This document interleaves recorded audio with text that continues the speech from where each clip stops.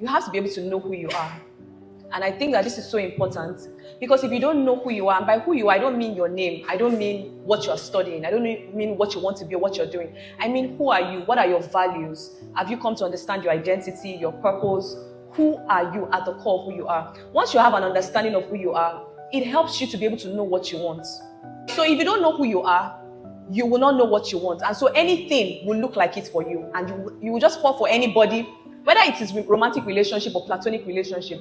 I have a set of friends, and when I look at myself and I look at my friends, I see a reflection of myself in them. Why? Because values are aligned. So what are your values as a person? And you need to get to a point where you start defining your values. Because if you don't have if you are not able to clearly define what your values are, anything will go for you. So who are you? That's number one thing. Number two thing is you have to be very intentional about your personal development, growing yourself. Every time you're on the journey of growth, you will always meet similar people who are also on that path with you. This is a school, right? And you could be anywhere else right now. You could probably be in your room sleeping or just playing around. But you decided to come here to learn. That shows that there's a level of desire that you have for growth. When you come to places like this and you keep developing yourself, you will meet people like you too, who are also pursuing the same level of growth that you're pursuing. That way you connect with each other and friendships and relationships are developed. So you have to understand who you are. You have to know your why. Everybody has said your why here. Understand your why. Understand the core of who you are. Understand your identity.